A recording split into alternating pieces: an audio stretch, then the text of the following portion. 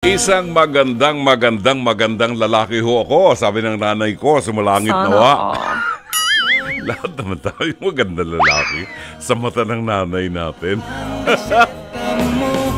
9:38 ng gabi ang ating tumpak na oras. Welcome po sa programang Dr. Love Radio Show hanggang alas 11 ng gabi dito po sa 92.3 Radio 5 True FM. Napapakinggan po sa buong Mega Manila at sa iba't ibang himpilan all over the Philippines, sa Luzon, Visayas at Mindanao.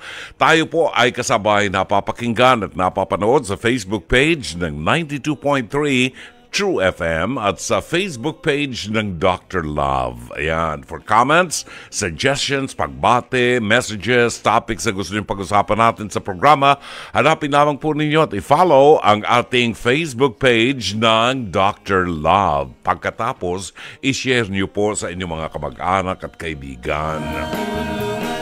Siyempre, napapakinggan din tayo sa Signal Satellite Channel 305.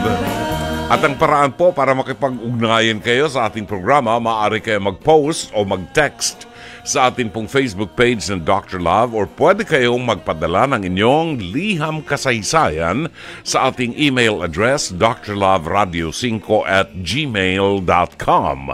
Siyempre, ang mga hotlines po natin ay 863-15788 at 863-16674. Sa mga nanonood sa Dr. Love Facebook page, pwede kayo maglagay ng mga messages po ninyo sa ating messenger. Matatanggap po namin yan. Bibigyan daan natin sa ating programa. Kanina pinag-uusapan namin ni Tita Laila yung ulam ko kaninang dinner. Aba, hindi na ubos. Hindi na ubos si misis ko. Babalikan ko mamaya pag-uwi ko. Ang fried itik. Sarap baga. Ang sarap baga. Yun nga lang, ingat tayo sa uric acid. Mataas daw ang uric acid nga. Ano ang ating pest to pest hirit ni Dr. Love? Gusto ko malaman, parang nakita ko ba ito o nakatulog ako? O may ginagawa ako kanina? Hindi ko alam kung ano yung itinampok ngayon sa face to face. At ito ang magiging isa sa mga mainit na issue sandali lang ho at tinatay pa ng ating producer si Mike Santillan ang nakatutok ngayon dyan. Sungkit pa more? Oo. Ito yung actually hindi siya nanunungkit ng mangga. Pinupulot niya yung mga nahulog na mangga. Pero, masyadong marami yung manggang nahuhulog. Di ba? Mga 10 daw eh. Bihirang mahulog ang 10 mangga. Maniwala kayo. Ang problema, pinupulot niya yung mangga sa loob ng bakura ng may-ari without permission from the may-ari. Ang katwiran niya, binebenta niya yung mangga na napupulot niya at pamasahin ng anak niya sa pag-aaral. Maganda sana ang purpose. Di ba? Kaya lang, wala siyang permiso. Trespassing ka pa. At nagsinungaling pa siya. So, abangan ho ninyo, abangan niyo mamaya, sungkit pa more, pasensya na more. Pasensya no more. Wala, naubusan na ng pasensya. 9:42, pagbabalik po natin ang mabuting balita ng Panginoon sa araw na ito ng Huwebes na ngayon, 21 ng buwan ng Marso.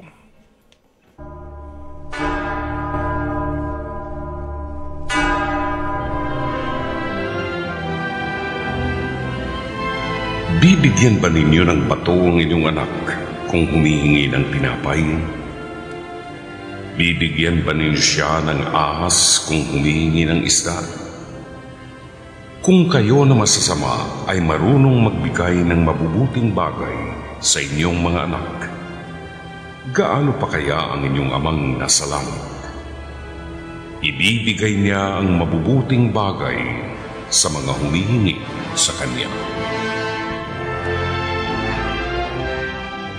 Ang programang Dr. Love Radio Show at ang himpilang ito ay nakikiisa sa sambayan ng Kristiyano sa pag-alaala sa paghihirap ng ating Panginoon sa panahon ito ng Kwaresma.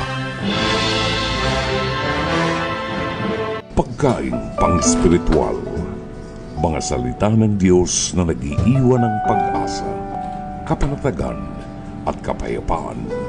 Pagkaing pang-spiritual, hango sa bagong tipan ng banal na aklat. Pagkaing pang-spiritual.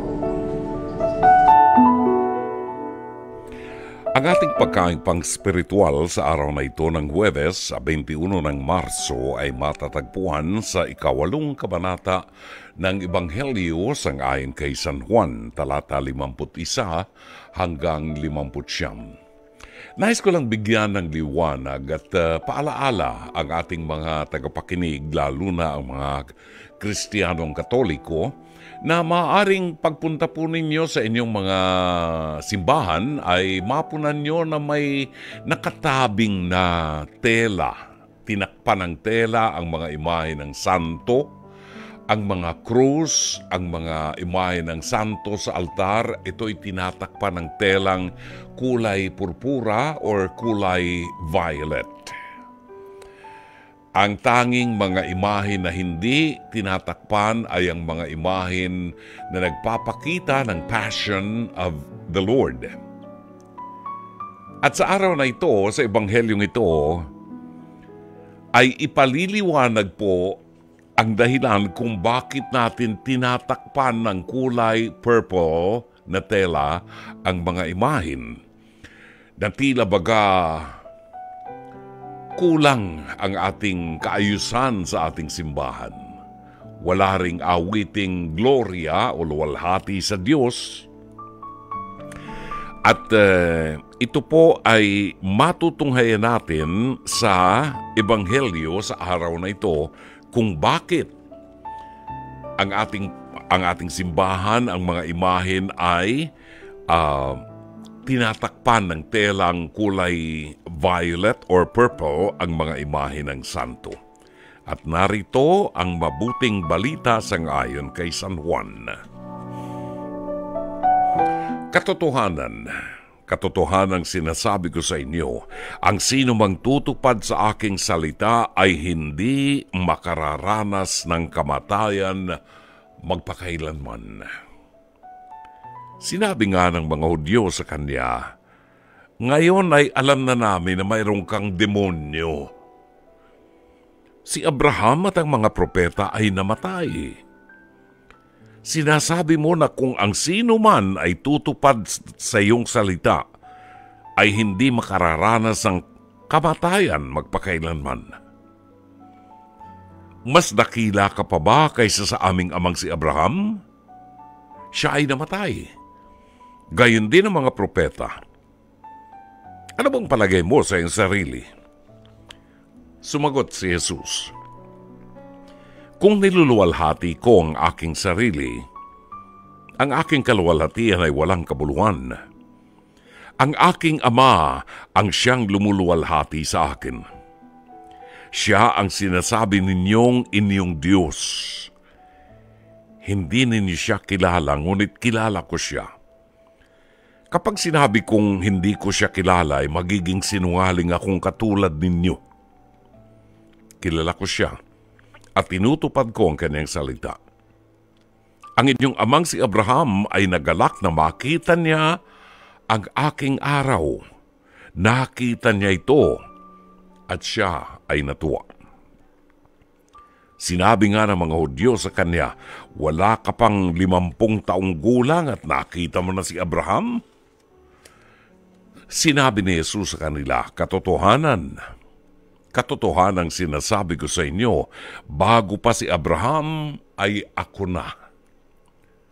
Dumampot nga sila ng mga bato upang siya ay batuhin, ngunit si Jesus ay nagtago.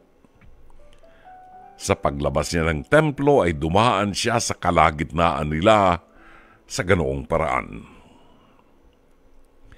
Mga kapatid, ang pagbabalot o pagtatakip ng mga telang violet or lavender, violet na tela sa mga imahen, ay hinugot po dito sa talata 59 ng Ebanghelyo ngayong gabi.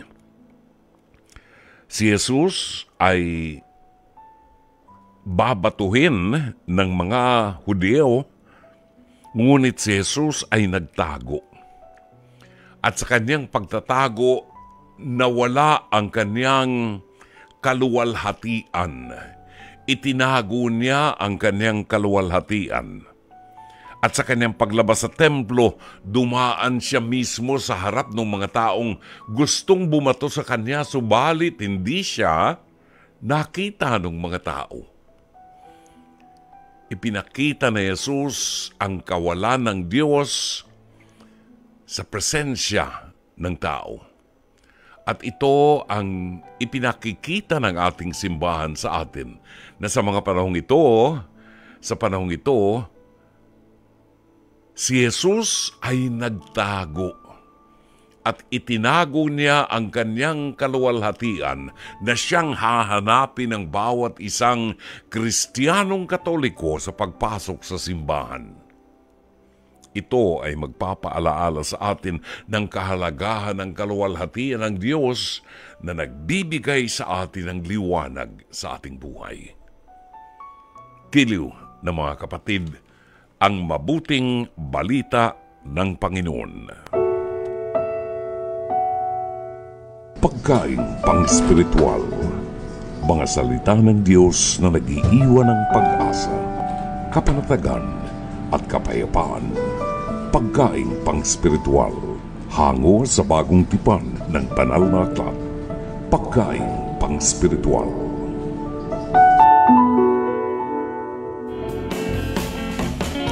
Alright, 9:52, make it 9:53. Atin pong panoorin ngayon ang ating episode ng Face to Face, Hirit ni Dr. Love. Ang ating episode ngayon ay pinamagatang Sungkit pa more, Pasensya no more. Ano ang inyong magiging pananaw at anong mensahe ninyo sa mga taong nakikinig ngayon sa programa natin na makapanonood nitong ating episode na ito? May kasalanan ba ang babaeng sumusungkit ng bunga ng mangga? May kasalanan ba ang isang ina, ang isang babae na namumulot ng mangga upang ibenta niya para maging pamasahe ng kanyang anak na nag-aaral sa eskwelahan? Kasalanan ba ang pumasok sa loob ng bakuran ng may bakuran at mamulot ng manggang nahulog sa puno? Panoorin po natin ang ating episode. Sylvia po. Sylvia. Mama Carla, dalawang beses po siya nahuli. Pero palagay ko po, tuwing pumapasok po ako sa trabaho, sumasalisi po siya sa bakuran namin. Okay, Alan. Okay, kasi meron yan eh. Kunyari, ito puno mo, may bakod. Nakaganon ba yung bunga sa kanila? Nasa loob po. Ng bahay nyo? Walang kahit isang tangkay na nakaganon? Wala po makukuha kasi nasa loob po talaga siya. Ng bahay ninyo? Ng bakuran po. Pero paano napupuntahan ni Nanay Sylvia yon? Kasi yung gate po namin, yung pader, may kapraso po siyang basag. Doon po siya nakakadaan. Pumapasok talaga, So pumapasok talaga. Ilang taon na ba ito si Nanay Sylvia? Hindi ko po talaga siya kilala, pero palagay ko po, mga 29, ganyan. Si Ate Sylvia ay sinasabi mo nangunguha ng mangga. Apo. Meron ka bang naalala na nanghingi mo na siya? Una pa lang po, hindi siya nagpaalam. Nakita ko po siya nangunguha. Nangunguha. Nakita mo sa loob ng bakuran mo? Apo. Okay, so sinita mo ba siya? Apo, sabi ko, hoy, sino ka? Nagulat siya, akala niya walang tao sa bahay. And then pagkatapos nito, nasundan ulit na? Nasundan ulit, hindi po ulit siya nagpaalam. Okay. Kasi bumalik pa ako sa bahay. Gaano na ito? Kapit-bahay mo ba ito? Nakikita mo ba ito sa barangay nyo? Nakikita ko po siya, familiar yung mukha niya, pero hindi ko pa alam kung saan siya eksakto nakatira. Nakatira. Ano sinabi niya nung uy, sino ka? Anong sabi? Nagulat po siya kasi hindi niya akalain na may tao po eh. Parang kayo, di ba sabi mo, kung si ano sabi mo, ano? Hoy, sino ka? Hi, I'm Sylvia, represent ko ano, parang... Walang ganun. Oo. Sabi ko, pumapasok ka dito. Kilala mo ba ako? Pumapasok ka dito, basta-basta na lang? So, okay. Pero pinagsabihan mo na ba siya? Kasi baka hindi niya nauunawaan na trespassing ito. Kasi yung ibang tao, feeling nila pagka merong puno ng prutas o ano man dyan, it is for free for everyone. Dahil nga nandoon sa loob ng bakuran mo, private property na yung puno. So, can you own really the puno? Okay, kung nandun yan sa lupa mo at property mo, pag-aari mo na yung puno. Opo. Gaano na ba katagal itong puno ng mangga sa'yo? Bata pa lang po ako na may puno po talaga mangga sa Okay, so bakuran ito namin. ba ay napapakinabangan ninyo? Hindi naman ito para ipagdamot mo, di ba? Hindi naman po. Ayaw mo lang na parang biglang may pumapasok Opo, dun sa bakuran nyo. Hindi lang siya basta namumulot, nanunungkit pa daw. May nakahuli po sa kanya na nanunungkit siya. Pero sabi niya po, pinupulot lang niya po yung mga nakalaglag. Nakalaglag. Okay. Baka naman wala siyang pagkain, hindi mo siya nakakausap? Eh sana po nagpaalam po siya. Nagpapaalam po siya. Hindi ganong madadatan ko lang siya. May tao sa bakuran ko. Okay, paano kaya sasagutin ni Sylvia ang mga paratang ni Alan? Tawagin natin si Sylvia. Pasok! Ano, akala mo hindi ka natutuluyan, ano? Wala po na, ano na, wala. Iyan. Okay. Sylvia, totoo bang namumulot ka ng mangga sa bakuran ni Alan sa loob ng bakuran? Tosin po, hindi po totoo yun. Sinungaling po yun eh. Na-actual lang po talaga na yung kumukuha ko ng mangga na mga laglag lang po yun. Pero nasa loob ba ng bakuran? Nasa labas naman po yung iba eh. Pero pumasok ka ba sa loob ng bakuran? Hindi po. Nataon lang po na nakita niya ako kasi may inaabot ako sa Hindi loob naman ng ako mangga. ng mangga, Hindi kung di ka totoo papasok yun. ng bakuran. Sinungaling ka, kuya. Nataon mo lang ako Yung na nakita mo prutas ko. ba malalaglag sa labas ng bakuran? Hindi. Wala, nasa loob yun. Bakit? Kasi Malayo ba ang... Kung may malaglag man doon, nasa loob pa rin. Ang mangga ba, sigurado kapag ang puno nalalaglag ang mangga, hindi ba gumugulong yan? May bakod! Ha? Gumugulong yan, kuya. May bakod! Kahit na, kuya, wala kang Kahit ano gumulong doon. yun, nasa loob pa rin ang bakuran yun. Gumugulong din yan, lumalagpas din yan sa bakod. Kahit lagyan mo pa yan ng bakod ng napakarami, lalagpas Ay, pa sira rin ulo ka yan. pala eh. Hindi, ikaw ang ano. Baka na pupunta dito ay pader yan. Pader? Buti sana kung ang bakod ko, kawayan lang na ganoon. Kalokohan. Gugulong sa butas. Eh, ba't ko makukuha yung ano, yung mangga? Paano ko abutin nyo kung bakod Nasaan talaga ka? yun? Nahuli kita, Hindi. di ba? 2 beses. Oh, nahuli mo nga ako pero inaabot ko lang yung mangga. Hindi ako pumasok sa Totoo bakuran ba, mo. Alan? Inaabot lang? Hindi Paano mo siyang maabot. nahuli? Mataas ang bakod. Hindi, saan mo siya nahuli, Alan? Sa loob. 2 beses. Ng bahay niyo? Hindi Sa totoo bakuran yun. po, sa Hindi bakuran. totoo yun. Sinungaling ka, kuya. Gaano karami ang nakukuha, napupulot mo pag gumugulong sa labas? Aminin mo, Sinasabi mag-amin ka. Sa totoosin po, hindi po totoo yun. Lahat ng mga sinasabi niya, wala pong katotohanan. Ang mangga na yun, mga ilang piraso lang po ang kinukuha ko. Kasi sa totoosin, isa po ko lang bandera. Oh. Ang pera kung nakukuha ang pera, para sa mga anak ko lang talaga. Kasi wala naman pong trabaho yung asawa ko. Yung mangga na yun, malaking bagay na yun. Pero yung mangga na yun... Pero Ate Sylvia, walang problema sa pagiging labandera mo, ha? Kasi Oo nga po. magandang marangal na trabaho yan. Ang pinag-uusapan lang natin dito, ang reklamo ni Alan na Nakakaperwisyo po eh. pumapasok ka sa bakuran. Alam mo ba na pwede namang manghingi sa tingin mo? Opo, totoo naman po Okay. yun. Kaso nataon na lang po na hihingi ako ng mangga sa kanya, bigla niya ako minura. At sinabihan niya ako, kriminal ka yata eh. Magnanako. Kasi syempre ako, dinipensa Hindi ko kita lang yung minura, sarili ko. sabi ko, "Hoy, Hindi, sino totoo ka?" yun, kuya. Kung aminado ka na namulot ka, Sylvia, ng mga mangga, paano mo na pulot yun kung nasa loob ng bakuran? Hindi naman po talaga sa totoo si may maliit talagang butas dun eh. Kaya nga hindi ko siya maabot. Paano nga ako magkakasya? Hindi nga ako kasya. Kaya inaabot Naubos ko ang lang. bunga, pati yung mga ilaw, naubos. Hindi. Kuya, mga hinog na nga yung mga nalalaglag. Pinagtyagaan ko na nga lang kunin para lang ibenta eh. Wala nang maliliit.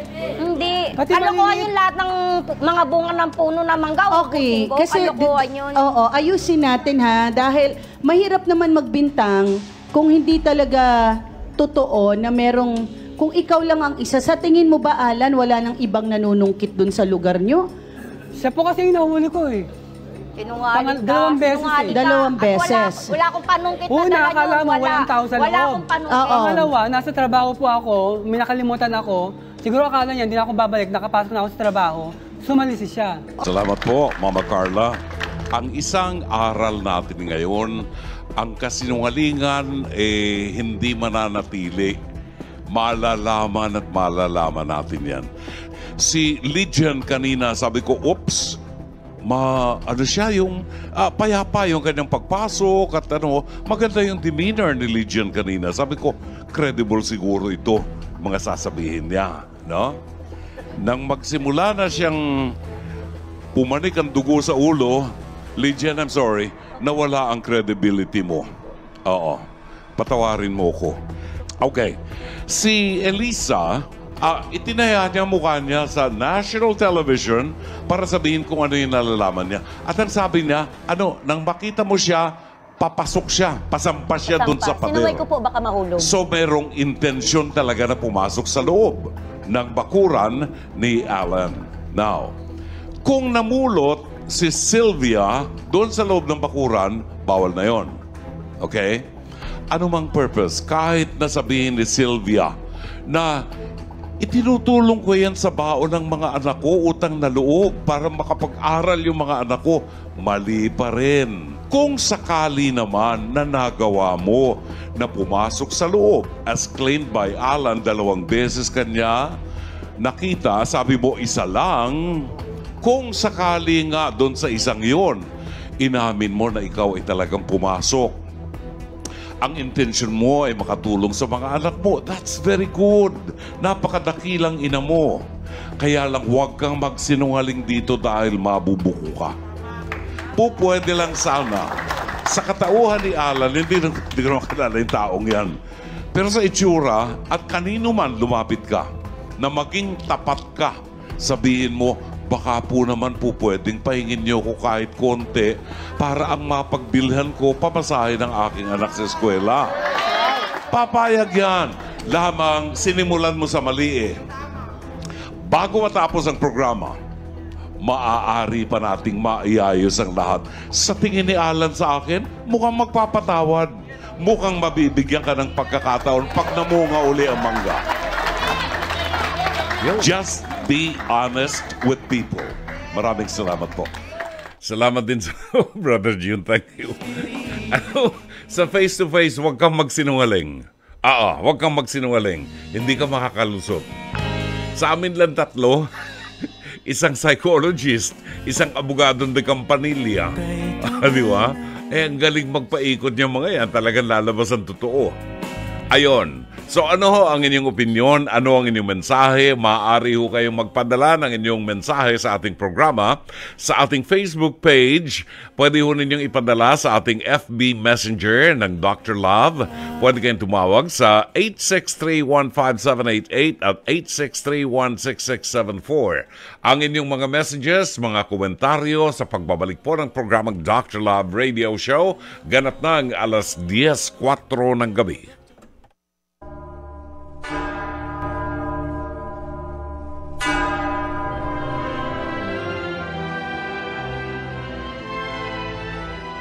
Kaya gawin ninyo sa inyong kapwa ang ibig ninyong gawin nila sa inyo.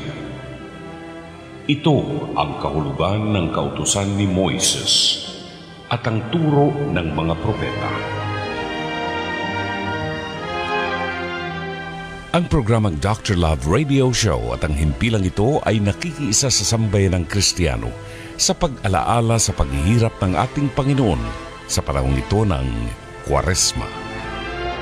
16 na minuto makalipas ang alas 10 ng gabi. Magandang gabi muna sa ating mga regular na mga suki. Magandang gabi kay Chato Sakluti ng Novaliches, Quezon City, kay Myra Bulisay Lee, kay Elizabeth Villa Gonzalo, kay Mariví Viola na nakatutok ngayon, kay Amadeo Giorgio Gonzales ng Davao City, si Mami Lordlene Gonzales ng Davao, nakikinig ngayon sa atin. Siyempre ang ating kaibigan si Zenny Dayang Hirang, kumare natin yan, at saka si kumparing Engineer Mercy Santos ng Pasig City. Magandang gabi at happy listening. Nasa linya natin ngayon si Aling Lourdes ng San Fernando, La Union. Aling Lourdes, kayo ba'y namumulot ng namumulot ng mangga? Mabiyaya at mapagpalang gabi sa iyo, brother. Ganon din po sa inyo. Kumusta po ang pamumulot niyo ng mangga? Wala pong mangga dito. Wala. Sampalok meron. Wala rin po. Ano mo? Santol? Abukado? Po. doon sa amin nasa Pangasinan, doon maraming mangga.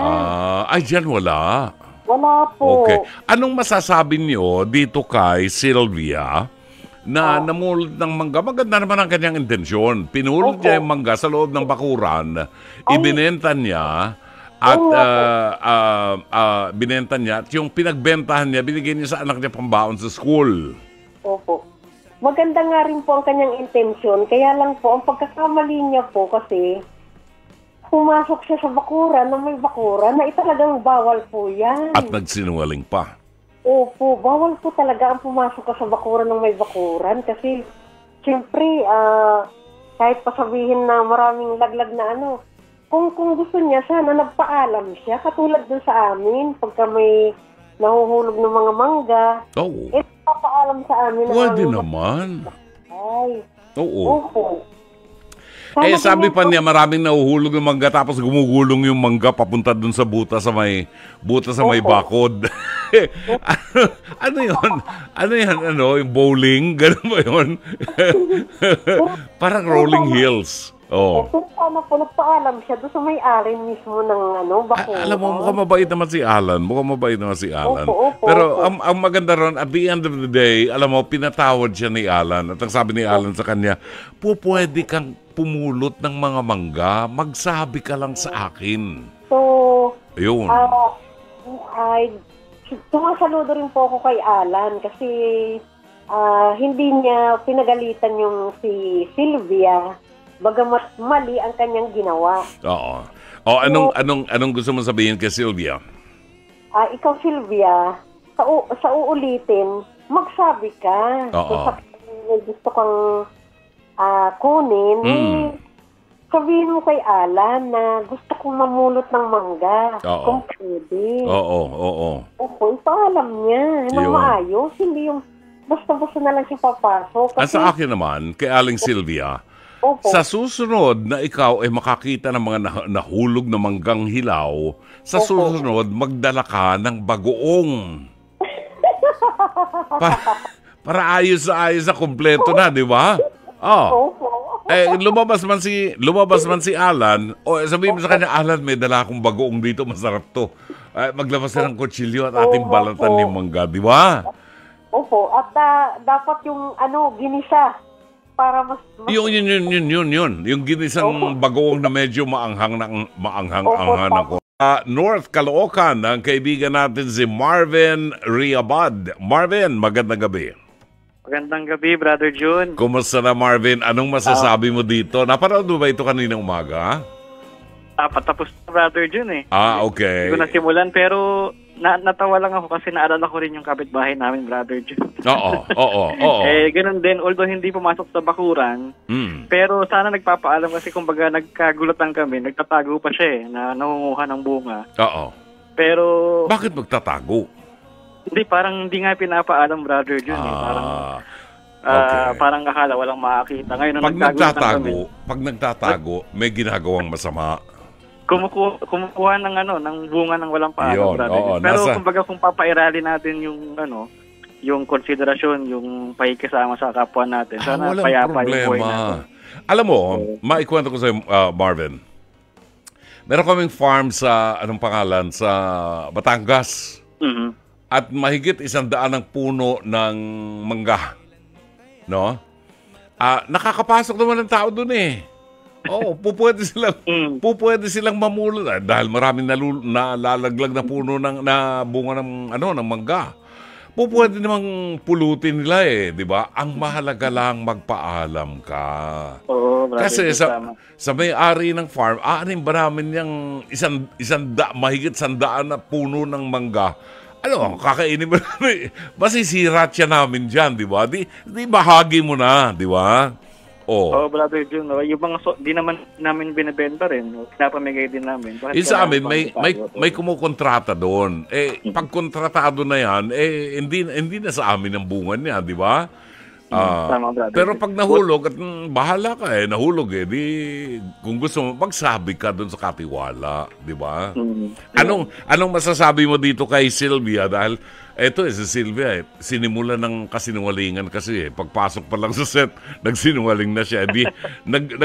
Gulong-gulo buhay niya, hindi niya alam kung paano i-maintain yung kasinungalingan niya. Lumalabas yung totoo Oo, di talaga ubra ang mga kasinungalingan dyan, brother John. Di tayo usad sa buhay pag talagang ganyan ang sistema natin. Buti na lang si Aling Lydia sila nakatagpo ng mabait na, medyo mabait naman si Alan, brother John. Mabait si Alan, mabait, nakaunawa siya dun sa mga nangangailangan din. Pero hindi dahilan yung pangangailangan natin para gumawa tayo ng masama. Alright. Thank you, Maraming salamat sa iyo, si Marvin. Thank you, Marvin. Thank you. Si Marvin Riabad ng North Caloocan. Okay. Puntahan natin ng Pasig City, si Gerald. Hindi papaiwan si Gerald. Gerald, good evening. So, good evening, Dr. Lab. Yes. Ayun. Ano masasabi mo ngayon? Yung nga po, maganda yung intention ni nanay. Kaya lang, yun nga, nag-trespassing siya. Yung respeto na wala, siyempre may kanya-kanya tayong mga teritoryo na pinoprotektahan. So, swerte siya at mabait si Alan po ba, Alan? Alan, mabait naman si Alan. Alam mo, kahit may biyak, kahit may crack yung pader, nandun pa rin yung pader. Tama po. Ibig sabihin, pag pumasok ka, trespassing pa rin yun. Hindi immoral pa rin. Buti hindi siya pinadampot. Di ba may nangyaring ganyan dati? No, tanda na. Oo. Dapat pwede naman siya magpaalam. Saka yung maganda yung intention niya sana. Kaya lang, parang pinakain niya rin, pinambao niya sa anak niya is nakaw. Kasi considered as nakaw. Yes. Ang sa akin, ang aral dito, Gerald, aral dito, let's be honest. When you deal with people, kailangan bukas yung puso mo. Hindi ka nagtatago sa kadiliman ng kasinungalingan. Kasi pag nagsisinungaling ka, takot ka sa liwanag. Takot ka kay Kristo. Pag nandun ka sa kadiliman, pag lumabas ka, makikita yung kamali ang ginagawa mo. So let's start the day right. Yung buhay natin, lalo ngayon may mga anak tayo, pakita natin sa kanila yung tama at mga moral na gawain. Kaya yung anak niya. Yun, di ba? Tapos saka, Dr. Lab, madagdag ko rin na parang nahusgahan niya agad si Kuya Alan. Totoo yan. Siguro kung nagpaalam siya, siguro iniisip niya baka di siya payagan. Baka pagalitan pa siya. Sana nagpaalam muna siya. Siyempre, nabigla din naman si Alan dahil pagbasok niya dun sa kahit sino naman, bakuran niya, makita niya may namumulot doon.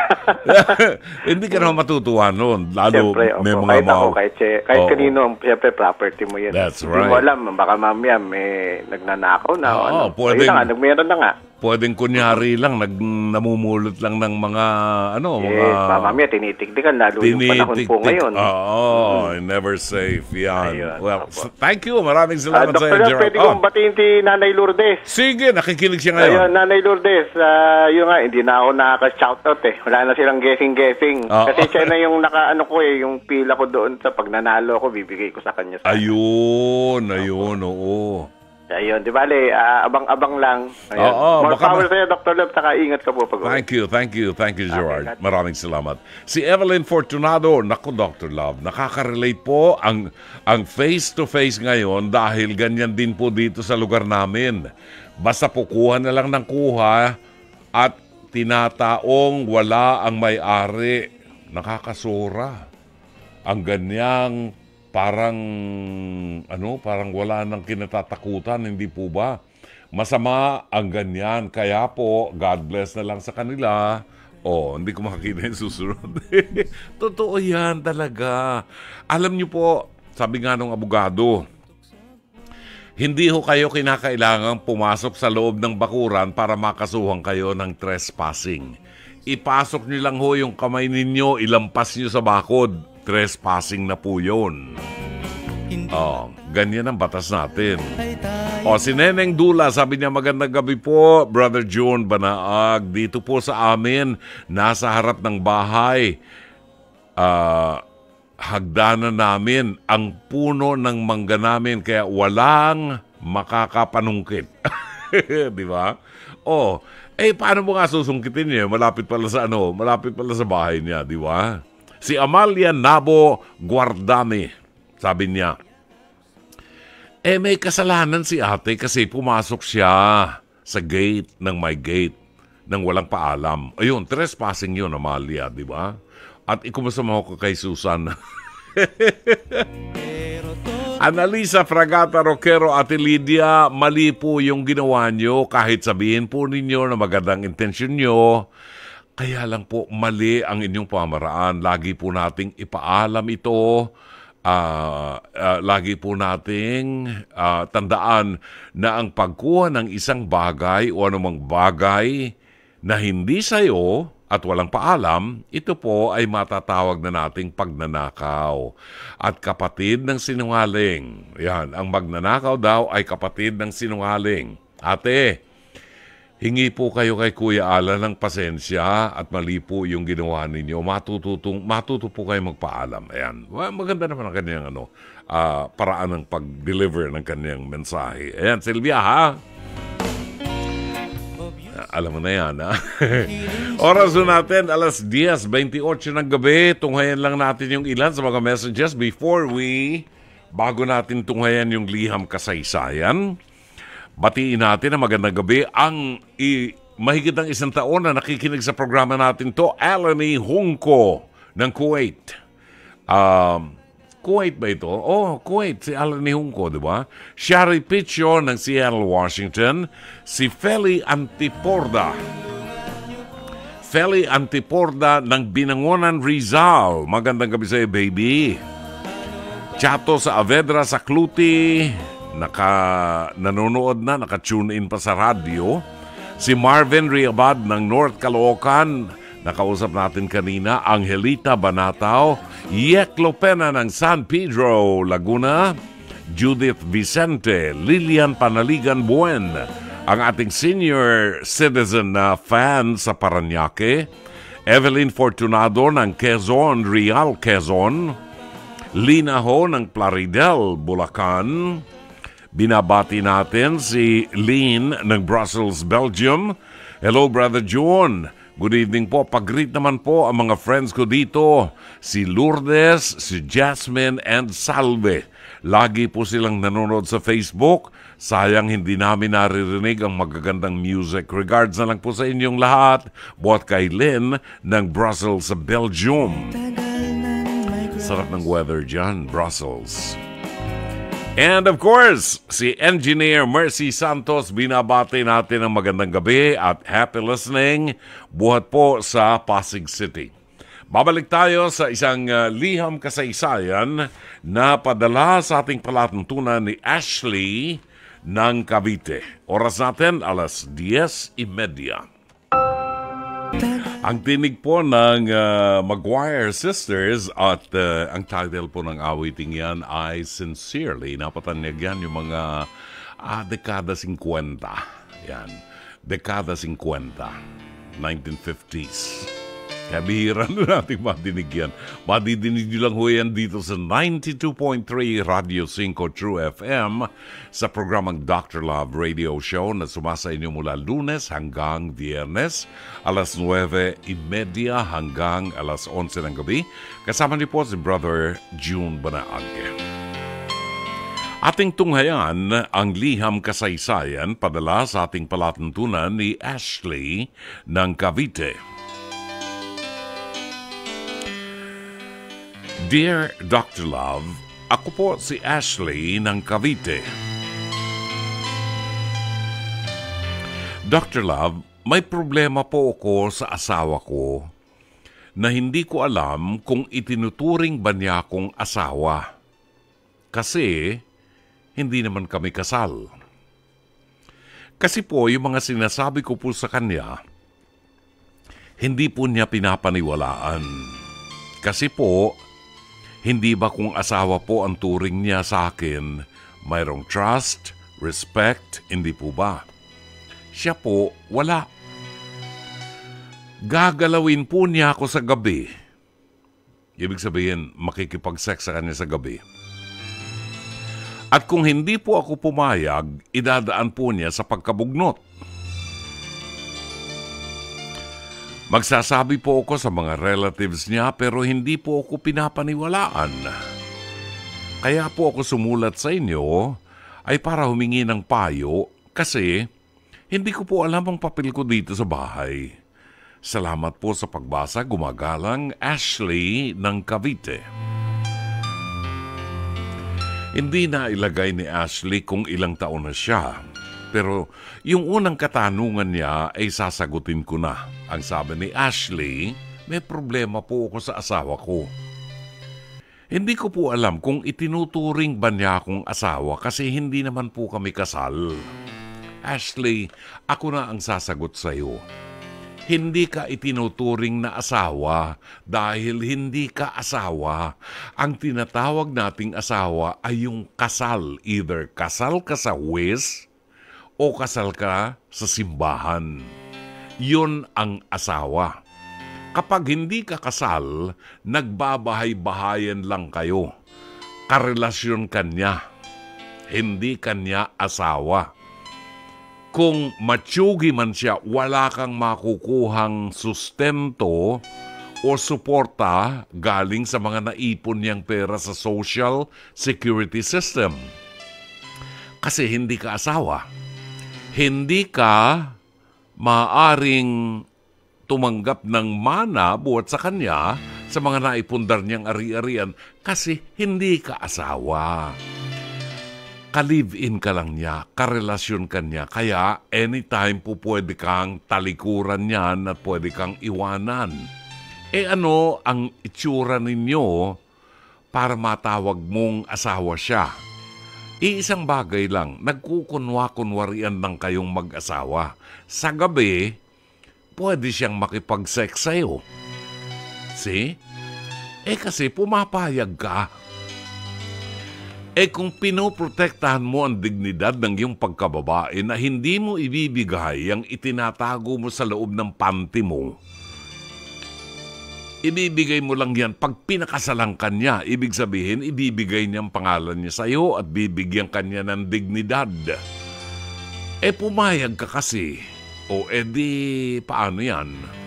Sinong sisisihin mo?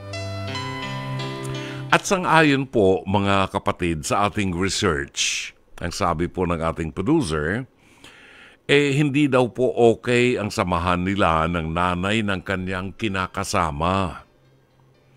Mas kinakampihan ng kinakasama niya ang nanay nito. Sa bahay ng kanyang kinakasama siya nakatira, at meron silang anak na 5 months old. Yung nanay ng kinakasama niya, okay naman sa anak niya, pero silang dalawa, hindi sila okay. Kapag nagsasabi siya sa kanyang asawa ng mga ginagawa sa kanya sa bahay, hindi siya pinaniniwalaan. Ayan. Kasi, sorry Ashley, napakadali mong nakuha. Alam mo, yung mga bagay na importante, itinatago yan. Halimbawa, pinaghihirapan yan yung mga importanteng bagay. Halimbawa lamang, gusto mong makakuha ng perlas. Alam mo, nakita ko yan sa Vietnam, meron silang nagko-culture sila ng perlas. Yung perlas ay sinisisid yan ng mga maninisid sa ilalim ng dagat para makuha mo yung shell at doon sa shell, maswerte ka pag may nakita kang perlas doon. So, ibig sabihin, mag-e-effort ka talaga, Ashley. Mag-e-effort ka para makuha mo yung mga diamante, yung mga diamonds na ubod ng mamahal. Alam mo ba kung paano ginagawa? Bumibili ng mga bundok, yung mga kapitalista, pinasasabog ang bundok na yan para makuha yung mga nasa ilalim ng lupa at doon matatagpuan ang diamante sa ilalim ng lupa. At bago mo pa maisuot yan, if-finish pa nila, maraming trabaho pa, puputol-putulin pa yan, may iba-ibang cuts yan, at maraming paraan para mapakintab ng husto yan. Ganyan pagmahalagang bagay. Yung mga gold na isinusuot natin, hindi madaling nakukuha yan. Kagaya ng mga diamante, mini-mina din ang gold. So, pinaghihirapan. Kagaya niyang itinatago mo sa panty mo. Pinaghihirapan yan bago makuha ng isang lalaki. Hindi yung nakatinginan ka lang, nakindatang ka. Pinakain ka ng ng ice cream o ng lollipop. Ibibigay mo na kaagad yung itinatago mo. Yan ang dignidad na tinatawag natin. Lalo na sa mga Pilipina.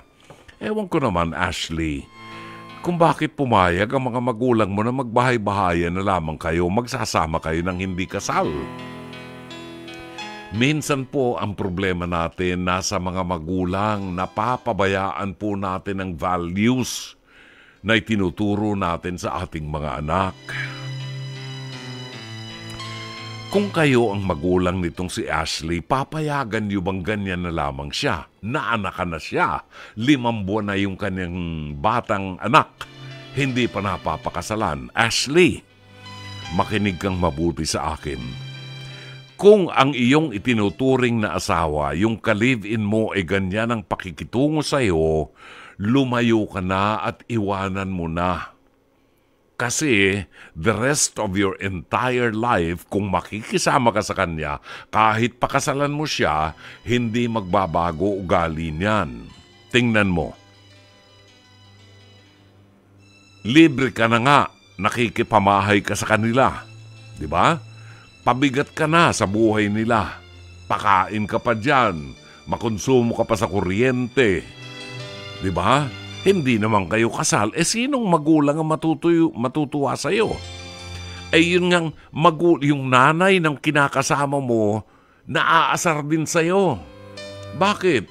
Sa halip na pinakikinabangan nila yung anak nila, sa'yo napupunta ang pera na dapat ay mapunta sa kanila. Hindi naman ikaw ang asawa Di ba? Makikita mo, Ashley, ang kaibhan ng asawa sa kinakasama lang. At sana, ngayon pa lamang, ay idilat mo na ang iyong mga mata na hindi kayo nagsasama ng maganda nitong ka-live-in mo. At ikaw ang dihado. Alam mo ba na hindi maaaring ipilit ng ka-live-in mo sa iyo na makipagtalik siya kahit ayaw mo? Alam mo ba na maaaring kasuhan siya ng rape kapag ipinilit niya yung gusto niya? See? Ngayon pa lang, nakikita nating walang tiwala, walang respeto sa iyo ang kinakasama mo. Mag-isip-isip ka na, Ashley, hanggang maaga pa. At wag mong gawing dahilan yung anak mong 5 buwan na lalaki na walang ama. Wag mong gawing dahilan yan para masira ang buhay mo. After all, kagagahan mo yan. Pumayag kang makipag-sex hanggang sa nabuntis ka nang hindi ka kasal. O di ngayon magtiis ka, isa kang dalagang ina. Pagyamanin mo kung ano meron ka ngayon at huwag ka nang manatili sa ganyang klase ng relasyon sa isang taong hindi naman nagbibigay ng respeto sa iyo. Sana'y natulungan ka ng palatuntunang ito. As always, Dr. Love. Maraming salamat sa mga nag-text sa atin ng mga bagong pangalan. Mary Ann Habson, maraming salamat po sa inyo. Si Milagros Ang Cristobal. Pakibati naman po yung aking anak, si Princess Cristobal Aguilar, ng happy birthday. Love you very much. Happy birthday, Princess Cristobal Aguilar. Pagbati buhat kay Milagros Ang Cristobal. Edwin Romero, Brother June, a blessed Thursday evening, watching you live via Facebook here in Los Angeles, California. Pacheck po ng attendance at pabati naman po sa aking pamangkin na si Sheila Romero Rosas ng advance happy birthday. Yun, happy birthday! Sana all. Happy birthday! Sana all. Yang ni Ocampo, maraming salamat po sa inyong mga bagong pangalan to, na mga nagte-text sa atin. Maraming salamat po. Gary Tazo, magandang gabi, Brother John. Hingi lang po sana ako ng prayers para sa kagalingan ng aking mahal na ina. Salamat po. Ang pangalan po niya, Trinidad Tazo. Yan. Sama natin sa prayers natin ngayong gabi ho.